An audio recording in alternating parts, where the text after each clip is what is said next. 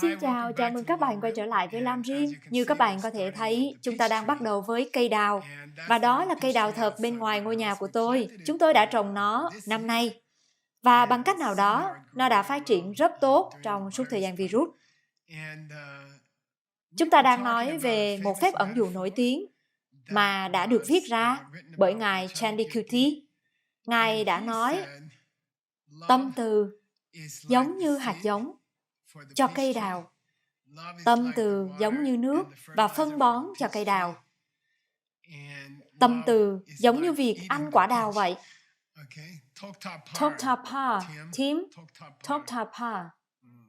Lúc bắt đầu, lúc kết thúc và ở giữa, như là một hạt giống, như là một quả và như là một cái cây. Tâm từ thì quan trọng trong cả ba thời điểm. Sau đó, Ngài Tsongkhapa cẩn thận nói, hãy nhìn xem, chúng ta đang sử dụng 3 hình ảnh khác nhau của cái cây, về sự phát triển của cái cây, nhưng đừng quên, chúng ta đang nói về một tâm từ. Tâm từ đó cũng vậy. Những ví dụ là 3 hình ảnh, hạt giống của cái cây, sự phát triển của cái cây, và rồi quả của cái cây. Nhưng thực sự, chúng ta chỉ đang nói về một tâm từ duy nhất. Đó là lý do tại sao Ngài Chandikutty đã lặp đi lặp lại chữ tâm từ và chỉ tâm từ. Bởi vì Ngài muốn chúng ta biết rằng tâm từ là một ví dụ trong tất cả 3 ẩn dụ. Được rồi, vậy chúng ta sẽ quay trở lại với phần văn bản của Lam Rim.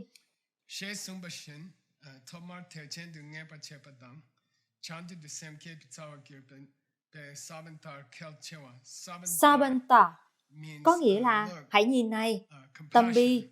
Nhưng về tâm bi thì giống như hạt giống. Tại sao?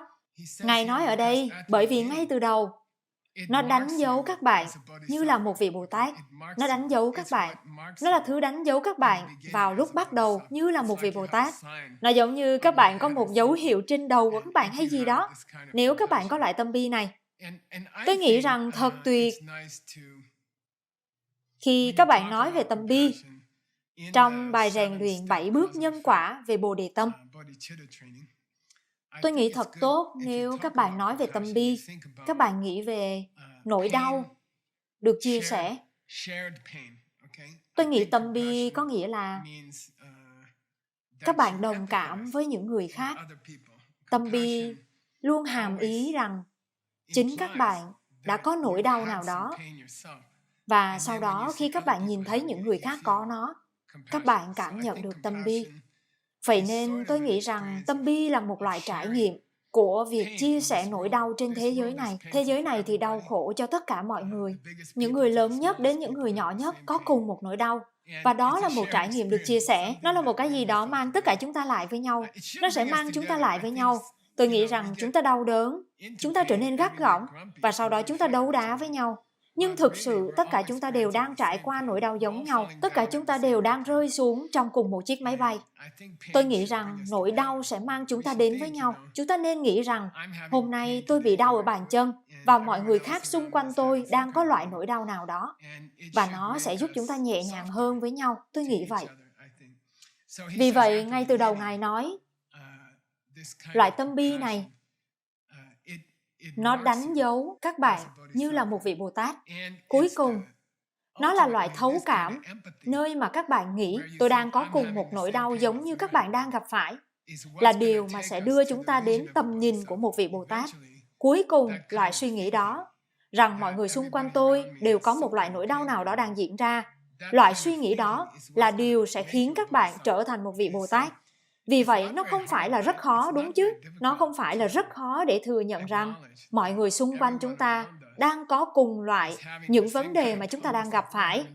Hôm nay là bàn chân của tôi hay một ai đó khác, và nó không phải là một bước đi đến kết luận quan trọng để hiểu rằng mọi người đang gặp phải một điều gì đó diễn ra. Sau đó, đó là một hạt giống rất mạnh mẽ. Ngài Chandikutty nói, đó là một hạt giống mạnh mẽ cho Bồ Đề Tâm. Tha đủ trong đoạn tiếp theo.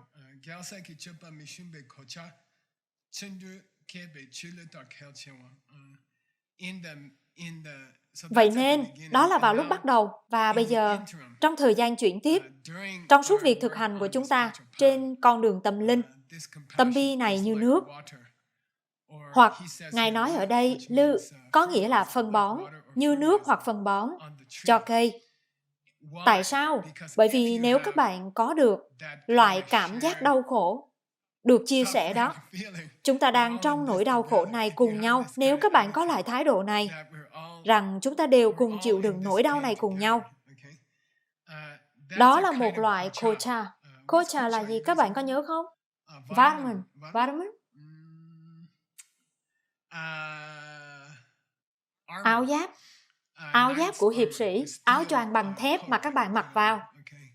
Vậy nên, sau khi các bạn tiếp tục đi trên con đường tâm linh, nhận thức này rằng tất cả chúng ta đang gặp phải những vấn đề, tất cả chúng ta đều đang đau khổ khá như nhau.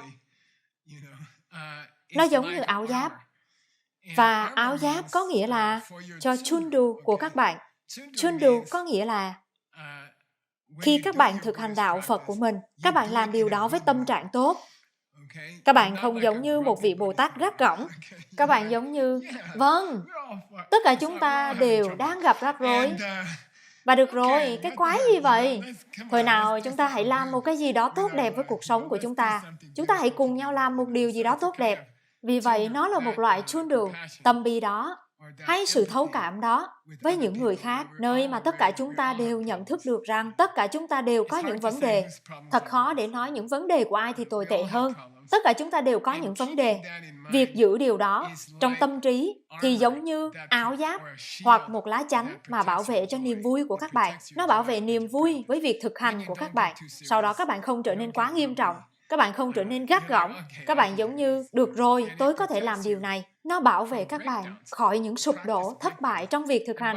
Nhân đây, nếu các bạn chưa bao giờ có một thất bại trong việc thực hành, đó là bởi vì các bạn đang không thực hành. Vậy nên, ông nội có một thất bại trong việc thực hành mỗi 2 ngày. Vì vậy, nếu các bạn không có một thất bại trong việc thực hành, thì tôi nghĩ các bạn không phải là một con người hay gì đó. Vậy nên, tất cả chúng ta đều rối loạn lên, tất cả chúng ta đều có thất bại trong việc thực hành. Nhưng nếu các bạn nhớ rằng tất cả chúng ta đều đau khổ khá nhiều như nhau, thì những thất bại trong việc thực hành của các bạn sẽ ngắn hơn và các bạn sẽ trở lại với việc thực hành của mình nhanh hơn. Nhưng nhân đây, nếu các bạn có một thất bại trong việc thực hành của các bạn chán nản, các bạn làm một điều gì đó khủng khiếp mà các bạn đã nghĩ rằng các bạn sẽ không lặp lại, thì chỉ cần trở lại và nghĩ mọi người đều bị rối loạn lên, tất cả chúng ta đều rối loạn lên như nhau. Thôi nào, hãy để chúng ta lên ngựa trở lại và hãy để chúng ta tiếp tục. Được rồi, vì vậy, đó là lúc bắt đầu và thời gian chuyển tiếp. Thamma có nghĩa là trong đoạn tiếp theo. Thamma Sangye Topne Keng. Nó rất thú vị. Điều đó ngay cả sau khi các bạn đạt được sự giác ngộ, các bạn đạt được Phật quả. Vì vậy, các bạn sẽ không cần các bước để đạt được Bồ Đề Tâm nữa, đúng chứ? Giống như nếu các bạn đã đạt được Phật quả, thì có thể các bạn đã phát triển hơn 6 trong số 7 bước, đúng không? Nó hợp lý đúng chứ? Tôi đã đạt đến Bồ Tát rồi. Vậy nên tôi không cần 6 bước đầu tiên nữa. Và Ngài Chandikiti nói, không, đừng nghĩ như thế. Các vị Phật tận hưởng những quả đào. Các vị Phật tận hưởng sự giác ngộ của các ngài. Các vị Phật cũng tận hưởng cảm giác về sự thấu cảm được chia sẻ. Các ngài không từ bỏ nó sau khi các ngài trở thành một vị Phật. Khi các bạn trở thành một vị Bồ Tát hoàn toàn, khi cuối cùng các bạn đạt được Bồ Đề Tâm, mà là tầm nhìn đó của một vị Bồ Tát. Cuối cùng khi các bạn đạt được điều đó, nó không giống như việc các bạn phát triển vượt cả tâm bi. Tâm bi sau đó trở thành một số loại quả ngon mà các bạn có thể tiếp tục ăn mãi mãi, trong hàng tỷ, mãi mãi. Vì vậy, nó không giống như các bạn phát triển vượt nó. Các bạn cần nó như một hạt giống cho việc thực hành Bồ Tát Đạo của các bạn. Các bạn cần nó để bảo vệ niềm vui của các bạn trong khi các bạn là một vị Bồ Tát. Sau đó các bạn sẽ ngồi và nghĩ về nó. Sau khi các bạn trở thành một vị Phật và chỉ cần tận hưởng cảm giác của sự thấu cảm được chia sẻ. Được rồi, chúng ta sẽ chuyển sang chủ đề tiếp theo ở đây.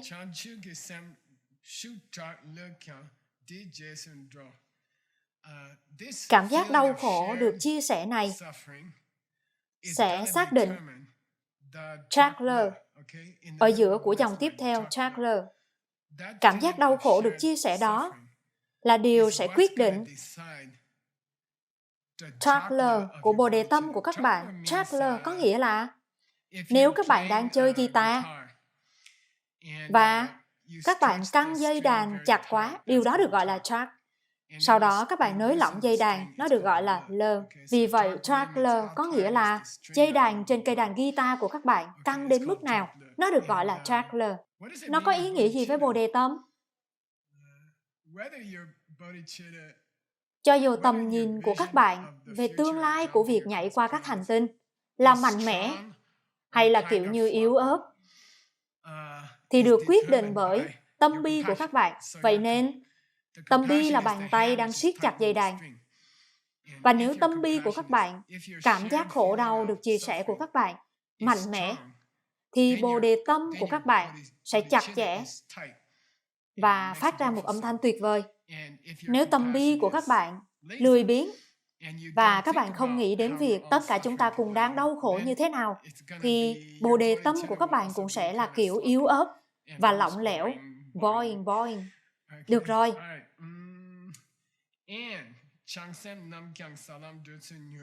Vì vậy, nhơ bu là một từ tương đương với trackler.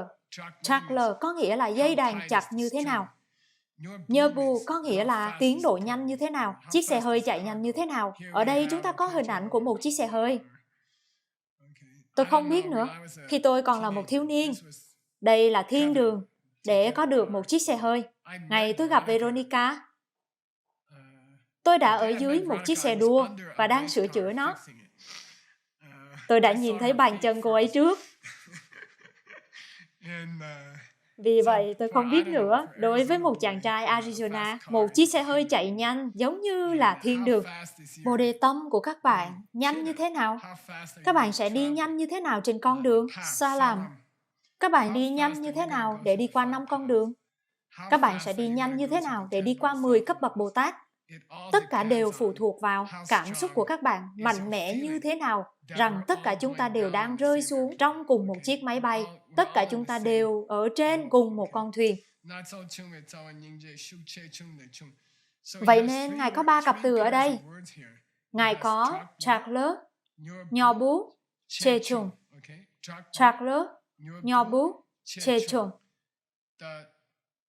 Sự chặt chẽ trong tâm bi của các bạn sẽ quyết định Bồ Đề Tâm của các bạn.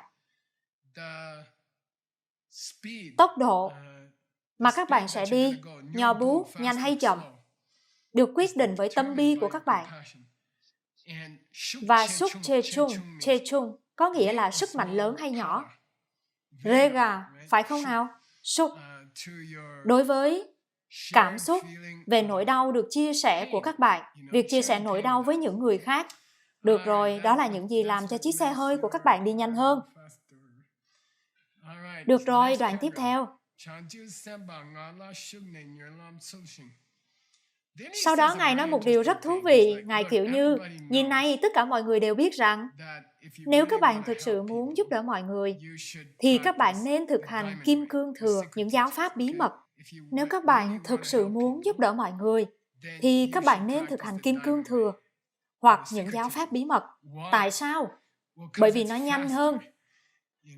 Các bạn có thể đạt được sự giác ngộ trong một kiếp sống, thay vì một vài tỷ kiếp, nếu các bạn thực hành Kim Cương Thừa. Sau đó, Ngài thách thức chúng ta, rất thú vị. Ngài Pabonka nói, này, các bạn có muốn đoán xem tại sao nó nhanh hơn không? Các bạn có muốn đoán xem tại sao nó nhanh hơn không? Sau đó các bạn phải nói rằng, con hiểu những gì Ngài vừa nói. Đúng, Tantra phải nhanh hơn. Bởi vì các bạn có nhiều tâm bi hơn. Có lẽ đó là lý do tại sao những giáo pháp bí mật hiệu quả nhanh hơn. Có lẽ nếu các bạn kết nối với tâm bi của các bạn đến cấp độ cao hơn, thì đó là điều làm cho Kim Cương Thừa nhanh hơn. Nhưng dây tột, nó là sức mạnh của tâm bi mà làm cho Tantra nhanh hơn. Các bạn kết nối cảm xúc của các bạn rằng chúng ta đều đang đau khổ, thì các bạn đã bước vào Kim Cương Thừa.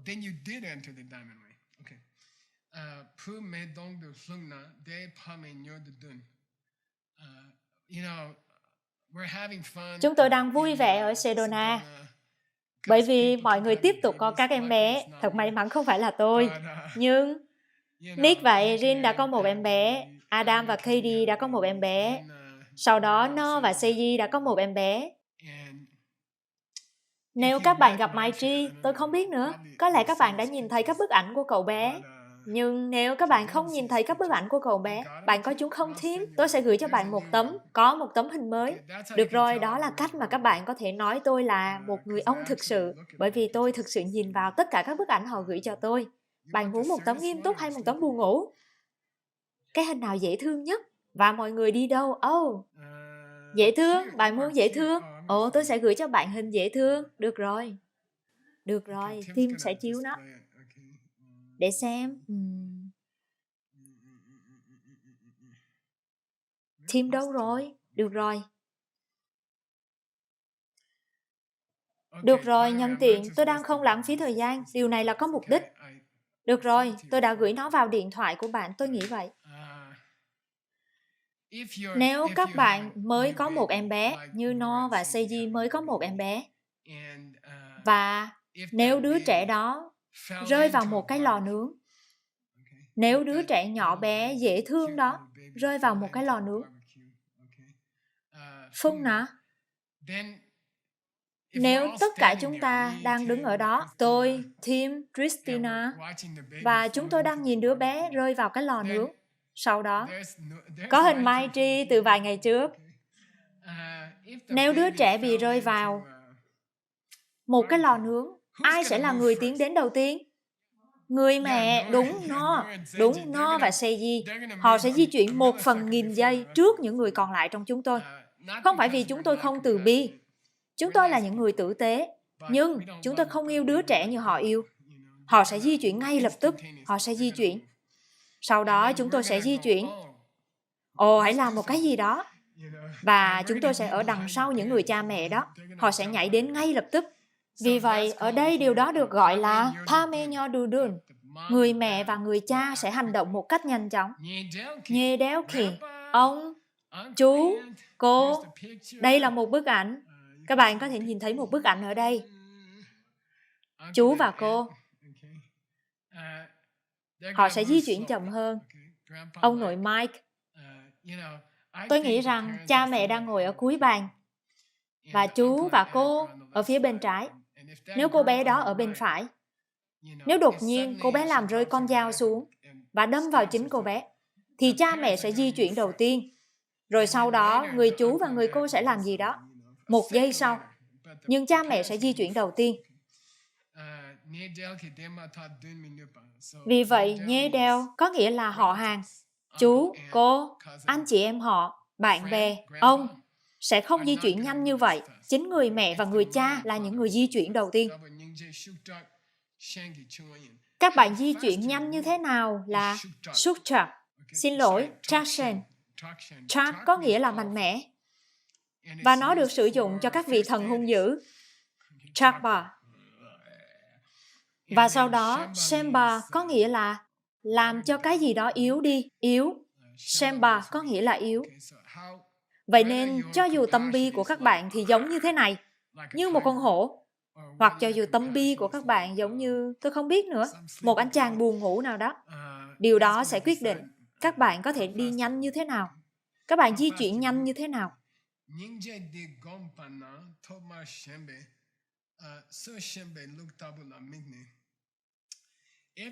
Nếu các bạn gặp một vấn đề là các bạn có tâm bi yếu ớt, nếu các bạn có tâm bi yếu đuối,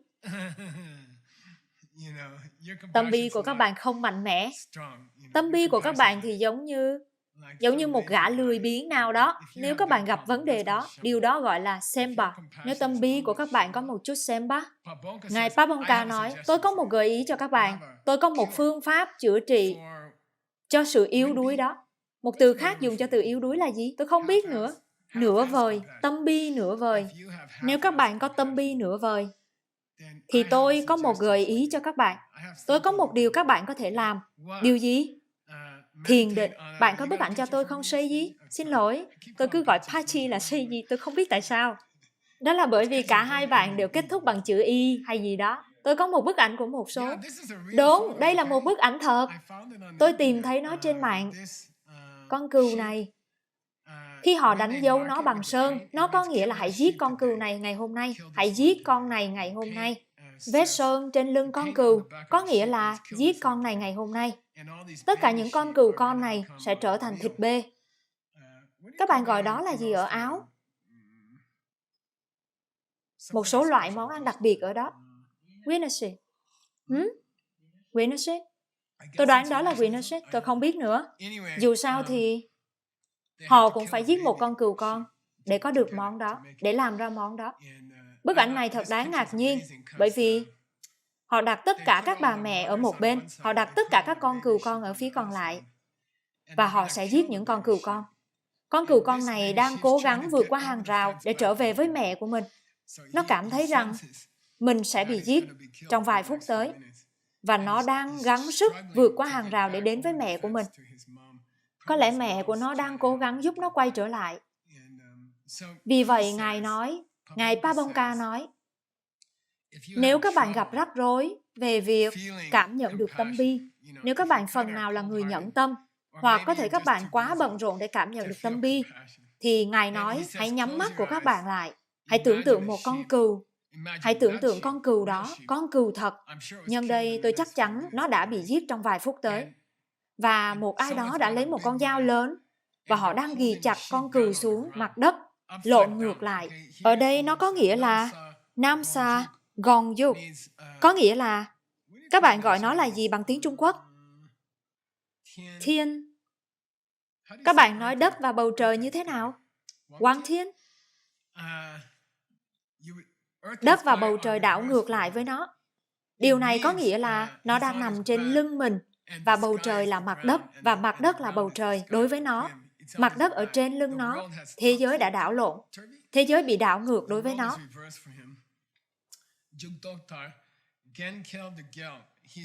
Nó bị quật xuống, mặt ngửa trên lưng của nó. Sau đó họ buộc chặt chân trước của nó xuống. Họ buộc chặt chân trước của con cừu xuống. Không có hy vọng trốn thoát. Con cừu không ngu ngốc. Con cừu biết muốn xung đù, trái ngược với Jepa. Nó biết một cách trực tiếp. Nó không phải logic, nó không sử dụng logic. Có thể tôi sẽ bị giết. Nó biết. Nó không ngu ngốc. Munsum có nghĩa là nó có một sự hiểu thấu trực tiếp về 5 phút tiếp theo. Nó biết nó sẽ chết. Nó không thể bỏ chạy đi. Nó biết nó không có hy vọng trốn thoát. Nó biết rằng siêu nhân sẽ không xuất hiện trong vòng 2 phút tới. Nó biết sẽ không có siêu nhân cừu nào xuất hiện và để nó đi. Nó biết điều đó. Nó bắt đầu khóc. Các con vật bắt đầu khóc khi chúng sắp chết, chúng biết. Và những giọt nước mắt xuất hiện trong mắt chúng. Semba có nghĩa là người giết mổ, người đàn ông với con dao. Và chúng đang sẽ nhìn lên gương mặt của người giết mổ, gương mặt của con người. Rick có nghĩa là chúng biết điều gì đang xảy ra. Chúng biết điều gì đang diễn ra. Tasin, Yigrak, chúng đang khiếp sợ. Chúng hoàn toàn khiếp sợ cho tính mạng của chúng. Sau đó, trong tình trạng hoàn toàn khiếp sợ này, chúng bị giết chết. Chúng mất đi mạng sống của chúng. Mạng sống của chúng bị đưa vào một trạng thái hoàn toàn khiếp sợ về những gì đang xảy ra. Chúng biết điều gì đang xảy ra. Và sự khiếp sợ không ngăn chặn điều đó. Sau đó con dao chặt xuống và chúng chết. Có rất nhiều cách để giết các con vật. Nếu cách đó không hiệu quả với các bạn, thì các bạn có thể làm cái cách cho gia súc. Lấy một cái móc, đặt chân chúng vào. Sau đó chúng bị lộn ngược. Chúng bị lộn ngược lại. Chúng giống như thế này. Và sau đó người đàn ông. Tôi có một người bạn ở Argentina. Và chồng cô ấy là một người giết mổ trong một lò mổ. Anh ấy nói, tất cả họ đều có những vấn đề tinh thần, tất cả những người với những con dao. Họ bắt đầu phát triển những vấn đề tinh thần nghiêm trọng, bởi vì cả ngày dài, họ phải giết các con vật. nhuốm đầy máu. Rang rê. Vì vậy, nếu các bạn gặp rắc rối về việc cảm thấy thấu cảm, thì chỉ cần nghĩ về con cừu con trong bức ảnh. Được rồi, con cừu con, phải không? Sau đó, các bạn và tôi, chúng ta rất vô tâm khi chúng ta xem một bộ phim. Có những bộ phim được làm bởi những nhóm ăn chay, đúng chứ?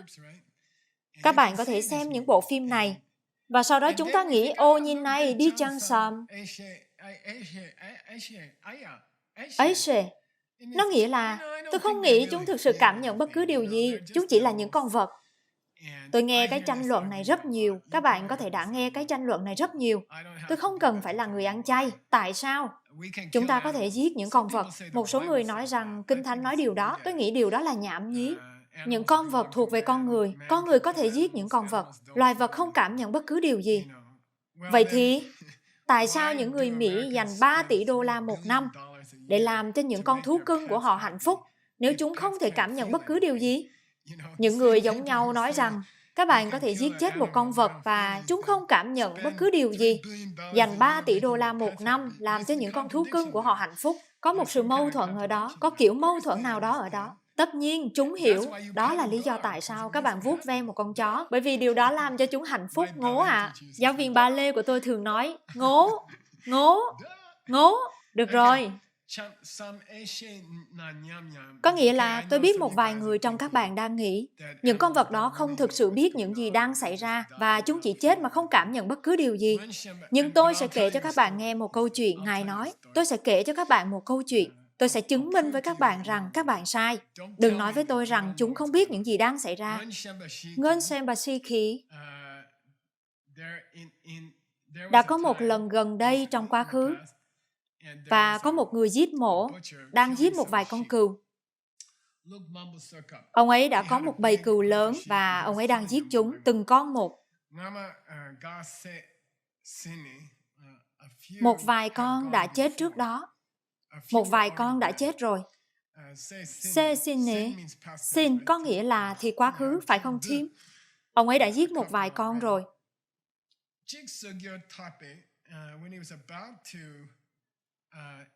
Khi ông ấy đang bắt một con khác để giết tiếp, Pardir, trong lúc ông ấy bị phân tâm và đang cố gắng bắt lấy con cừu tiếp theo để giết nó, ông đã đặt con dao xuống đất.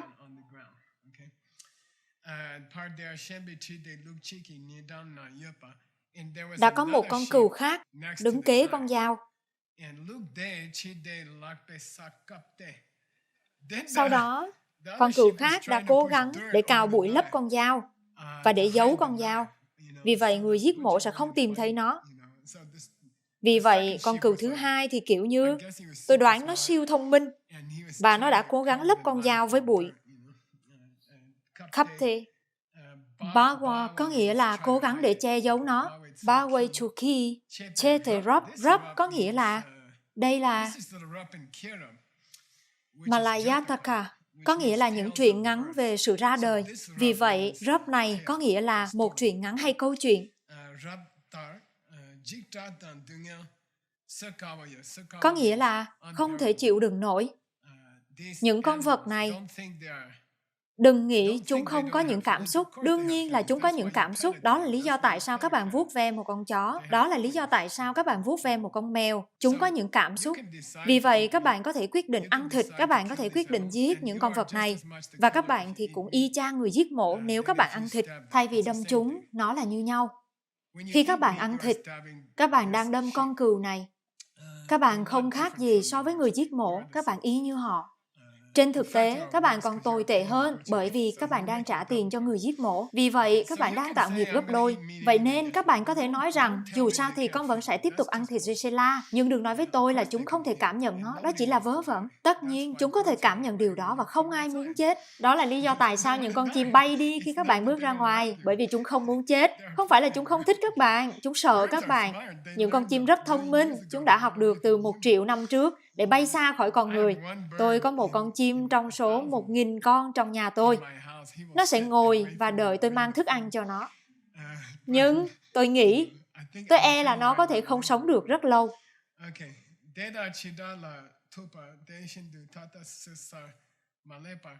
Bây giờ, Ngài Pabongka đưa nó theo một hướng rất thú vị. Ngài nói, được rồi, Chidalatupa, chúng ta có thể nói chuyện về những giây phút tuyệt vọng cuối cùng của những con vật và những người sắp chết. Chúng ta có thể nói về vài phút cuối cùng sau khi các bạn bị đâm bởi một chiếc xe hơi. Chúng ta có thể nói về những phút cuối ở trong bệnh viện với căn bệnh ung thư. Chúng ta có thể nói về vài phút cuối cùng. Các bạn đã có cảm giác, đúng không? Nhưng bây giờ tôi muốn các bạn xem xét.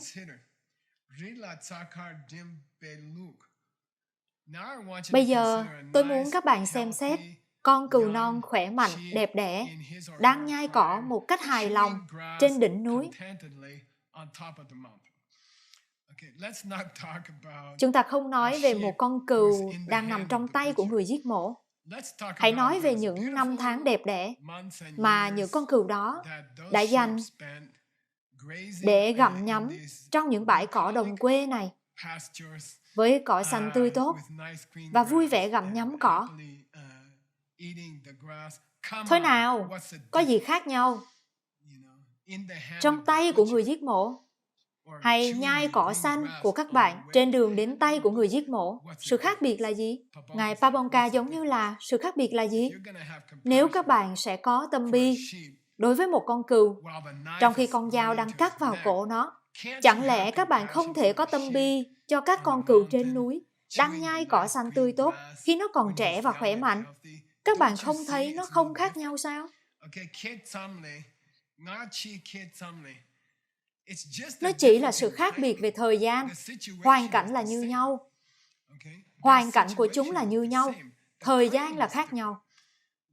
Một con đang nhai, một con đang chết. Nhưng cả hai đều sẽ chết, phải không? Không phải nó là sự thật cho tất cả mọi người sao? Tất cả mọi người xung quanh các bạn sẽ chết, đúng chứ? Vì vậy, hãy cố gắng cảm nhận một chút bi mẫn, có nghĩa là hãy cố gắng cảm thấy một sự khổ đau, niềm vui chung nào đó. Tất cả chúng ta cùng ở trên một con thuyền. Một số người trong chúng ta đang nhai cỏ và một số người trong chúng ta đang ở bệnh viện sáng hôm nay. Nhưng không phải tất cả chúng ta đang ở cùng một nơi sao? Thật đấy. Sau đó sẽ đến một thời điểm mà các bạn thấy rằng con người đang nhai cỏ. Đây là những người đang nhai cỏ tại quán Black Hole Cafe. Vâng, thế nào? Các bạn có Black Hole Cafe của tôi. Đây là quán Black Hole Cafe của tôi. Được rồi, tại sao nó được gọi là quán Black Hole Cafe? Tôi đã mua quán cà phê này. Khi tiền đến gần quán cà phê, nó biến mất như một lỗ đen. Chi phí là không thể tin được. Thật ra, chủ sở hữu nó trước đây là một nhà thiên văn học nổi tiếng. Các bạn có thể thấy một vài lỗ đen trong các bức ảnh. Đó là những bức ảnh của ông ấy về các hố đen. Tôi nghĩ có lẽ chúng tôi nên giữ những bức ảnh đó trong quán cà phê, bởi vì tiền dường như đi vào một cái hố đen trong quán cà phê đó. Tại sao tôi đang chiếu bức ảnh này? Ai sẽ là người kiếm $100 sáng nay? Chúng tôi có 7 hay 8 học viên về Pháp kỳ cựu ở đây. Tại sao tôi đang chiếu quán cà phê cây đào?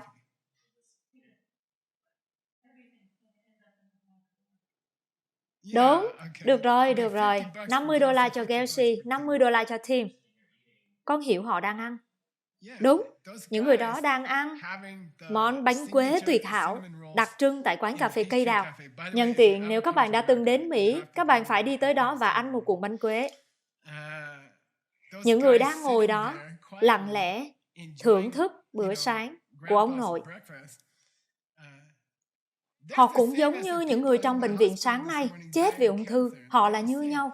Những người ngay bây giờ mà đầu đang xuyên qua tấm kính chắn gió trong xe hơi của họ, ngay bây giờ, một nơi nào đó đúng chứ, đầu của họ đang đập xuyên qua kính chắn gió xe hơi của họ. 2 phút trước đây, họ còn đang nhắn tin với chồng của họ về bữa ăn sáng. Và bây giờ, họ đang hấp hối. Ngay khoảnh khắc này, họ đang hấp hối. Những người mà đang hấp hối trong một tai nạn xe ngay lúc này, và những người đang ngồi ở tiệm cà phê của ông nội đang thưởng thức một bữa sáng tuyệt vời. Họ là như nhau, tất cả đều như nhau. Hãy cố gắng hiểu điều này. Họ ở trên cùng một chiếc máy bay đang rơi xuống. Shake on có nghĩa là sẽ có một ngày Khi mà các bạn hiểu rằng người ngồi trong quán cà phê thưởng thức một bữa sáng chất lượng đắt tiền và một người chết trong một tai nạn xe hơi ngay tại thời điểm này một nơi nào đó, họ là như nhau, họ không khác nhau. Vì vậy, hãy cố gắng yêu thương mọi người một chút, làm ơn đi. Tất cả chúng ta đều đang có một tai nạn xe hơi sáng nay. Được rồi.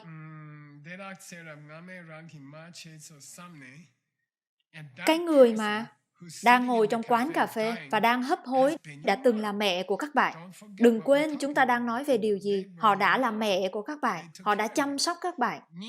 Nhiên dê gòm. Rồi sau cùng, các bạn có thể nhiên dê gòm. Cuối cùng, đó là một bài thiền tâm bi. Quan sát mọi người. Đi đến một quán cà phê đẹp. Chúng tôi sẽ đưa tất cả mọi người đến một quán cà phê sáng nay. Bởi vì nó là ngày quay phim cuối cùng của chúng tôi. Các bạn tự đi đến một quán cà phê được chứ, Rob? Nhưng chúng ta sẽ ngồi với một đống người sắp chết và cùng nhau thưởng thức một cuộn bánh quế hoặc cà phê. Và vì vậy, nhiên dê gòn. Các bạn không cần phải ngồi trên một đệm thiền để thiền định về tâm bi. Các bạn có thể đi ra ngoài, đến một quán cà phê và hãy nhìn mọi người, bao gồm chính các bạn.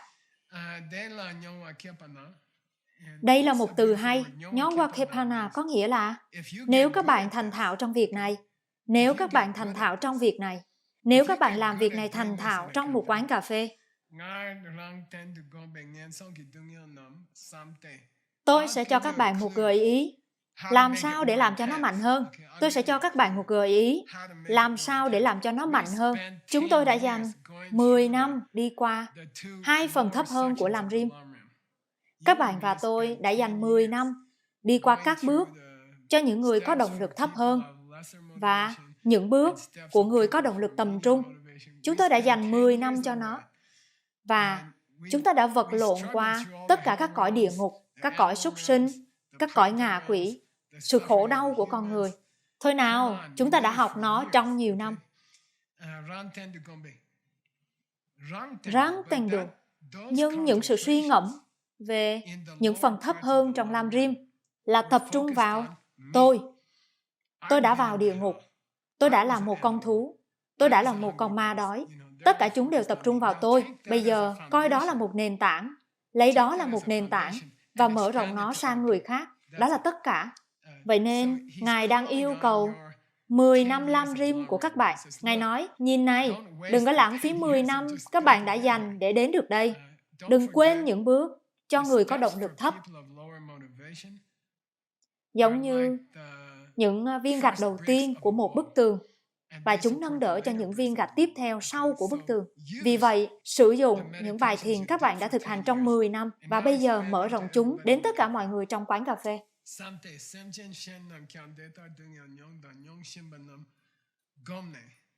Các bạn có thể thiền về mọi người đã khổ đau nhiều như thế nào và mọi người đang khổ đau nhiều như thế nào ngay lúc này, trong bệnh viện, trong những tai nạn xe hơi trên khắp thế giới. Được rồi, đoạn mới.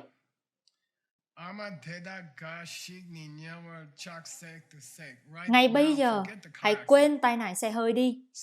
Một số người mẹ của các bạn đang ở các cõi địa ngục, ở một đất nước tạo ra bởi sắt và nó nóng đỏ. Họ đang sống trong cả một lục địa được làm bằng sắt và nó đều nóng đỏ. Và cho dù họ có chạy đi đâu, họ vẫn bị thiêu đốt. Toàn bộ lục địa đều là sắt nóng đỏ, giống như một cái chảo chiên. Và những người mẹ của các bạn ngay lúc này đang chạy qua tấm sắt đó trong vô vọng. Không có hy vọng nào cho họ. Họ không thể đi bất cứ nơi nào. Họ chỉ có thể tiếp tục chạy. Một vài trong số họ đang bị nhúng vào trong thép nóng chảy khi chúng ta nói chuyện. Một vài người trong số đó đã từng là mẹ của các bạn, đang bị nhúng trong thép nóng chảy ngay lúc này. Một vài người trong số họ là những linh hồn trong cõi này. Họ đang chạy quanh đó đây để có được một miếng nước bọt hoặc một miếng phân. Họ là những con ma đói. Họ đang cố gắng để ăn một cái gì đó, bất kể thứ gì. Họ không có nghiệp để nhìn thấy bất cứ thứ gì, ngoại trừ một chút nước tiểu, hoặc một thứ gì đó tương tự như thế. Vì vậy hãy cố gắng mở rộng cảm nhận của các bạn rằng tất cả chúng ta đều trên cùng một chiếc máy bay đang rơi xuống. Cố gắng mở rộng cảm nhận đó đến tất cả chúng sinh trong các cõi khác. Tôi có một bức ảnh ở đây. Tôi đã cố gắng tìm một bức ảnh của một cái chảo chiên. Tôi không làm tốt lắm. Tôi có một bức ảnh. Đại loại là một món thịt nướng nếu các bạn đã phải nghĩ về các cõi địa ngục. Và các bạn nói, Gisela, nhưng đó chỉ là một cái đùi gà thôi mà. Không, nhưng tất cả các bộ phận của chúng sinh địa ngục đều trông như nhau. Có lẽ nếu các bạn đã đi đến đó, các bạn sẽ nghĩ một ai đó đang nướng gà, nhưng đó là con người. Đó là cách mà nó được cảm giác ở đó. Được rồi. Chúng ta hãy đi thêm một chút. Nếu các bạn có thể có cách cảm nhận được một số cảm giác được chia sẻ về sự đau khổ với những chúng sinh đang chạy băng qua sắc nóng trong các cõi địa ngục. Sau đó, các bạn có thể nhắm mắt lại và suy nghĩ về Rilaye Peluk, con cừu đang đứng trên núi, vui vẻ ăn một chút cỏ. Và Sơ Sim Peluk, con cừu với con dao đang cắt nửa chừng vào cổ họng nó. Chỉ có một sự khác biệt về thời gian, không có một sự khác biệt nào về sự thực. Cả hai bọn chúng đều đang chết. Cả hai đều có con dao trong cổ họng của chúng. Sau đó, Ngài đi đến một ví dụ rất thú vị. Bạn có bức ảnh đó cho tôi không, Pachi? Bức ảnh đó đâu rồi? Trang web tôi sử dụng cho những bức ảnh của tôi là thương mại. Nó là một trang web thương mại. Tôi sử dụng nó cho DCI. Tôi trả rất nhiều tiền mỗi tháng. Các bạn có thể tìm thấy 10.000 bức ảnh về những người trẻ thành công. Bởi vì đó là giấc mơ. Đó là giấc mơ Mỹ. Đó là giấc mơ của thế giới. Những người trẻ tuổi thông minh tuyệt vời này, họ sắp có em bé đầu tiên. Bây giờ họ đang thương lượng cho căn nhà đầu tiên của họ. Anh ấy đã lái xe đến đại lý bất động sản trong chiếc xe Tesla mới của mình. Các bạn nhìn những người này và các bạn nói, các bạn ít nhất là một ai đó đang ổn. Ít nhất là một ai đó đang có một cuộc sống tốt đẹp. Họ đang yêu. Chàng trai đó có vẻ như anh ấy có cơ bắp vạm vỡ. Cô ấy dễ thương. Anh ấy có tóc trên đầu của anh ấy. Họ đang mua một căn nhà mới. Ít nhất một ai đó đang có một cuộc sống tốt đẹp. Có lẽ cuộc đời tôi thì kiểu như khó khăn và buồn tẻ. Nhưng ơn trời, có một số những người trẻ, thông minh, khỏe mạnh, giàu có. Nó làm tôi hạnh phúc khi thấy điều đó. Ngài lặp lại,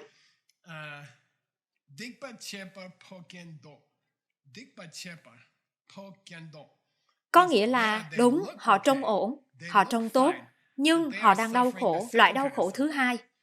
Họ đang đau khổ loại đau khổ thứ hai.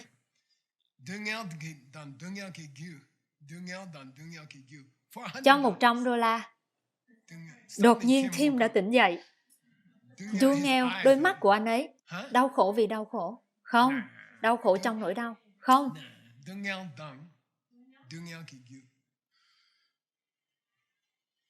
Thôi nào, đau khổ. Vì bỏ đánh cược. Đây là loại đau khổ vô hình thứ hai, nơi mọi người đang thu thập những nguyên nhân cho sự đau khổ sau này. Pokendo có nghĩa là họ trông thành công, trẻ trung, sáng sủa, hạnh phúc. Và họ đã đạt được điều đó bằng việc lờ đi những người nghèo ở châu Phi, bằng việc mua cổ phiếu trong các công ty dầu khí mà đầu độc trái đất.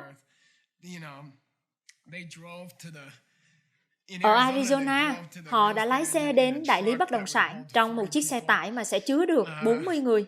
Bởi vì họ muốn một chiếc xe tải mới và họ chỉ là đang đốt dầu của thế giới. Và họ đang giết chết cả thế giới bằng cách có chiếc xe tải lớn này cho một người. Họ là những chú cừu trên núi. Bởi vì họ đang bơi trong nguyên nhân của sự đau khổ. Họ đang bơi trong nguyên nhân của sự đau khổ. Hai bạn trẻ đó có đau khổ không? Có. Tại sao? Họ đang bơi trong những nguyên nhân của sự đau khổ. Tất cả những sự tiêu dùng. mà họ đang thu thập thì đang làm tổn thương mọi người. Hầu hết những sự tiêu dùng mà họ đang tận hưởng, bởi vì họ trẻ và thông minh và họ có thể kiếm được nhiều tiền hơn trong một thời gian, nó đang làm tổn thương những người khác. Chepa. Vì vậy, Kendo Kaba có nghĩa là đúng, họ trông ổn, nhưng chắc chắn họ đang thu thập những nguyên nhân Dungeo Gigyu mà sẽ đưa họ vào những cõi thấp hơn. Họ đang lờ đi hành tinh này. Họ đang lờ đi những người nghèo trên hành tinh này. Họ đang lờ đi những người già, những người đau ốm. Và họ đang vui vẻ. Và sau đó, họ thu thập những nguyên nhân. Có những con cừu trên núi.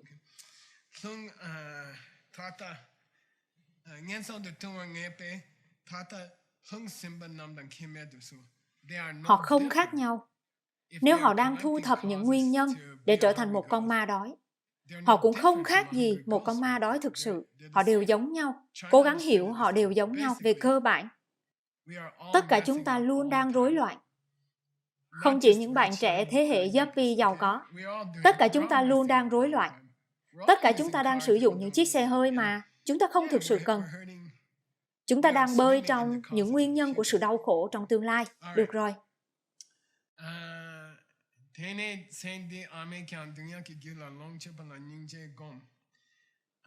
Tất nhiên các bạn nên có tâm bi. Nếu mẹ của các bạn trong kiếp sống này đã đang làm những nguyên nhân của sự đau khổ trong tương lai, nếu bà đã đang vui vẻ nhưng gây ra đau khổ trong tương lai cho bà, như ăn quá nhiều là một ví dụ hoàn hảo. Nó là Dungeo Gigyu nhưng nó không phải là Dungeo. Nó là nguyên nhân của sự đau khổ trong tương lai, bị tiểu đường, những vấn đề về tim, nhưng nó chưa phải là sự đau khổ. Cũng cố gắng có tâm bi. Đối với những người kiểu như họ đang làm, nhưng họ thực sự chỉ đang thu thập những nguyên nhân cho sự đau khổ trong tương lai.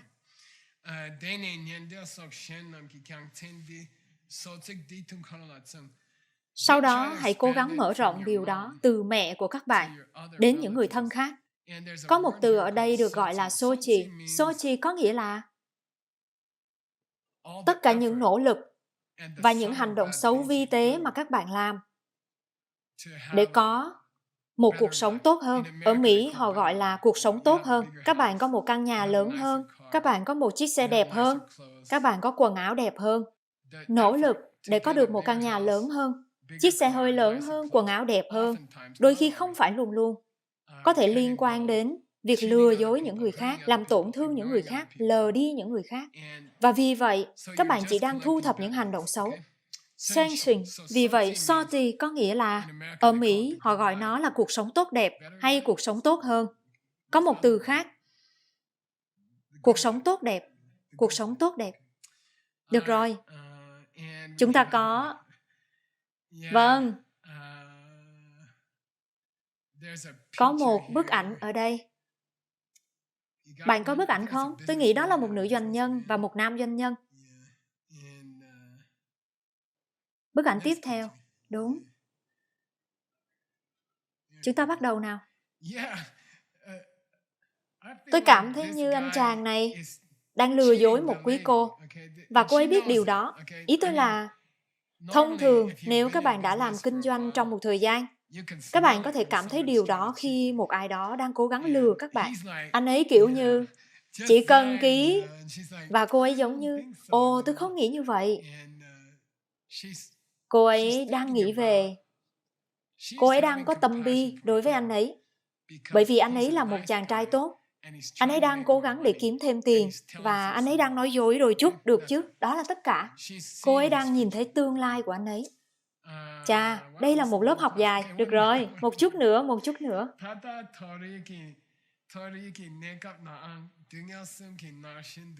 Nhìn này, ngay cả nếu các bạn đang ở trong những cõi cao hơn và các bạn đã đến với cõi người, các bạn vẫn có 3 loại đau khổ, phải không?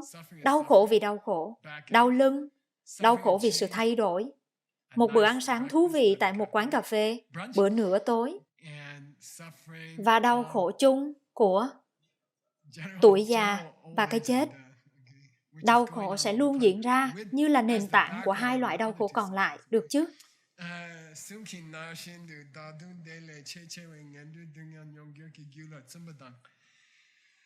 Mọi người, giống như cặp vợ chồng trẻ đó, họ cũng đang trải qua 3 loại đau khổ mọi lúc.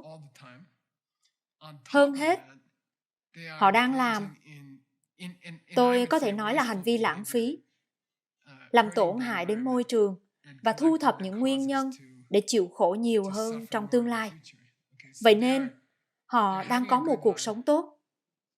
Nó vẫn bị tổn hại bởi 3 loại đau khổ, và họ đang thu thập những nguyên nhân cho một độ tuổi trung niên thực sự tồi tệ.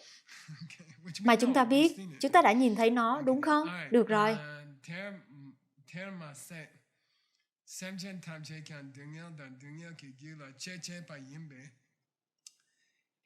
Tất cả các chúng sinh khác đều như nhau. Họ có 3 loại đau khổ diễn ra mọi lúc, ở tất cả mọi độ tuổi của kiếp sống.